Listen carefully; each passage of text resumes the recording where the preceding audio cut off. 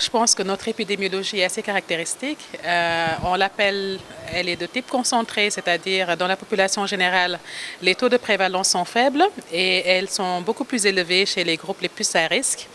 Et il est vrai qu'on a une féminisation de l'épidémie. Le Sénégal est également concerné. On a plus de femmes qui sont infectées par le VIH que les hommes. Et qu'est-ce qui, selon vous, peut expliquer ça? Il y a plusieurs facteurs de vulnérabilité. Il y a l'anatomie déjà de la femme qui fait qu'elles sont le plus exposées au virus que les hommes.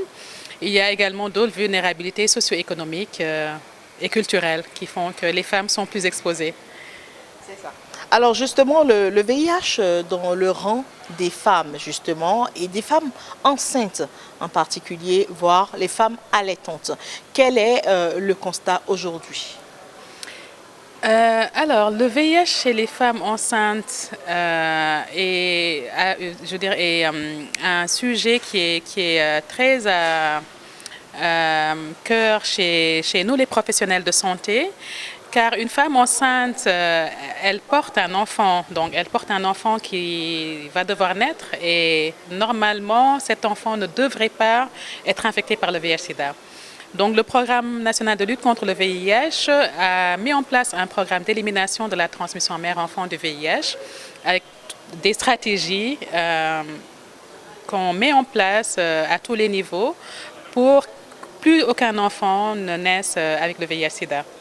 Alors justement, il se fait que malheureusement, les dispositions qui ont été prises pour éviter que cela n'arrive ne sont pas peut-être toujours pas accessibles à toutes ces femmes-là ou sont négligées ou ignorées par ces femmes-là, puisqu'on continue toujours d'avoir de ces cas de contamination. C'est vrai qu'à ce jour, on a toujours des cas de contamination d'enfants à travers leur maman. C'est des cas de transmission verticale. Malheureusement, les stratégies qu'on met en place ne sont peut-être pas pour le moment optimales. Et on a un système d'évaluation. On va évaluer bientôt d'ailleurs pour voir pourquoi est-ce que notre taux de transmission mère-enfant du VIH, on est toujours à ce stade-là.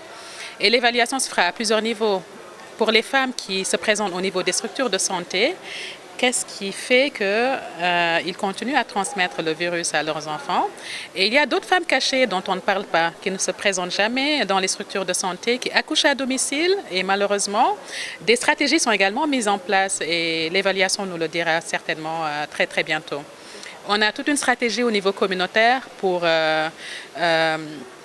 prendre en compte ces femmes cachées qui ne se présentent pas au niveau des structures de santé à travers ce qu'on appelle les mères tutrices, la stratégie Moza Mentor.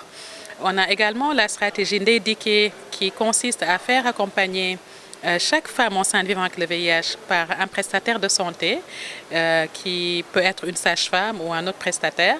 Et peut-être que la mutualisation de toutes ces actions nous permettra peut-être d'arriver à mettre fin à l'élimination, à éliminer plutôt le VIH, la transmission verticale du VIH.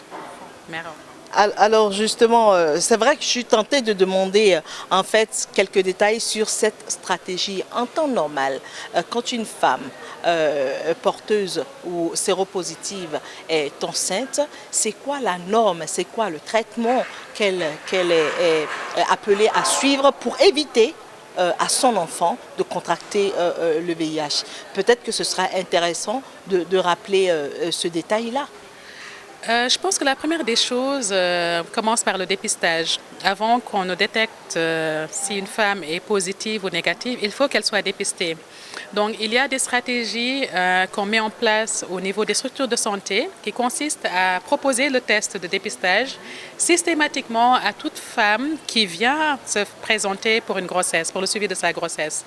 Des actions également sont menées au niveau communautaire à travers les Badianougor. C'est un peu comme les tutrices Badianougor qui sensibilisent leurs pairs dans les communautés pour se faire dépister, en fait pour plutôt aller aux consultations prénatales. Et une fois au niveau des structures de santé, la proposition du test est systématique.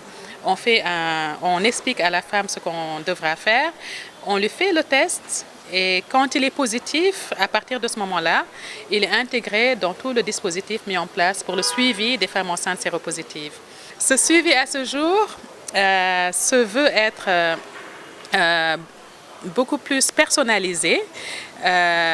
Chaque femme enceinte qui se présente dans les structures de soins est marrainée par un prestataire de soins, ce qui peut être une sage-femme ou un autre prestataire. Et c'est ce prestataire qui fait le suivi de cette femme enceinte pour qu'elle respecte ses rendez-vous lors des CPN, pour qu'elle respecte ses rendez-vous pour la prise de médicaments antirétrovirales, ses rendez-vous pour le dosage même de ce qu'on appelle la charge virale, c'est-à-dire pour qu'on dose le nombre de virus qu'elle a dans le sang avant son accouchement. Et une fois qu'elle accouche, des médicaments sont également remis à la femme pour son bébé. Et un test est réalisé pour déterminer si l'enfant également est porteur du virus ou pas. Et ce test, normalement, devrait se faire dans les 8 premières semaines de vie de l'enfant. Et l'enfant est suivi, il est mis sous ce qu'on appelle un médicament contre les infections opportunistes, sous cotrimoxazole. Et 2 mois après l'arrêt de l'allaitement maternel, c'est-à-dire à 14 mois, car les enfants qui vivent avec le VIH, dans les normes, ne doivent allaiter que pendant 12 mois. Et 2 mois après, c'est-à-dire à 14 mois, on refait un dernier test qu'on appelle la sérologie définitive. Et s'il est négatif, c'est le soulagement pour tout le personnel de santé et pour toute la famille. La prestation de services différenciés, c'est une stratégie qui consiste à mettre le client, c'est-à-dire le bénéficiaire de soins, au centre même de sa prise en charge et à signer un contrat avec le prestataire pour mieux définir sa politique de prise en charge.